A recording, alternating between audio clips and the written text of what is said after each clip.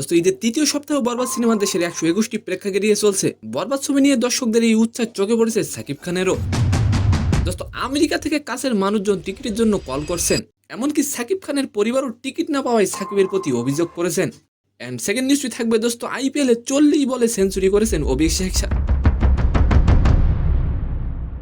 দোস্ত দুর্দান্ত সেই সেঞ্চুরির পর তুলে ধরেন এক টুকরো কাগজ, যেখানে কি লেখা ছিল সেটি জানতে ভক্তরা কৌতূহলী হয়ে রয়েছে। তো নিউজ দুটি জানতে আশা করি ভিডিওটি সম্পূর্ণ দেখবেন।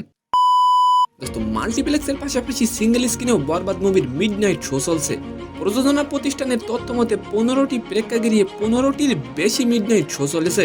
এমনকি গত শুক্রবার সাভার সেনা অডিটোরিয়ামেও মিডনাইট শো চলেছে।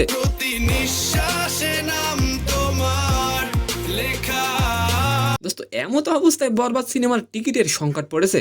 দোস্ত আর এই টিকিট সংকটের জন্য সাকিব খানের পরিবারও নাকি সিনেমা দেখতে পারেননি। দোস্ত বরবাদ সিনেমা কি পারবে 100 কোটি টাকা ইনকাম করতে? অবশ্যই কমেন্ট করে যাবেন।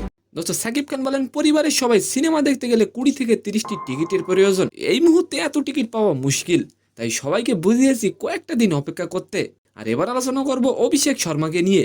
দোস্ত গতকাল 40 বলে দুর্দান্ত এক সেঞ্চুরি করে নিজের দলকে জিতিয়েছেন অভিষেক। আর সেঞ্চুরির পর অভিষেক এক টুকরো কাগজ তুলে ধরেন, যেখানে লেখা ছিল this on for orange army. দোস্ত মূলত সমর্থকদেরকে ধন্যবাদ জানিয়েছেন তিনি। তো সম্মানিত দর্শক, আজকের ভিডিওটি কেমন লাগলো অবশ্যই কমেন্ট বক্সে জানাবেন। আর ভিডিওটি যদি ভালো লাগে অবশ্যই একটি লাইক দিয়ে আমাদের চ্যানেলটিকে সাবস্ক্রাইব করে দিবেন। ধন্যবাদ।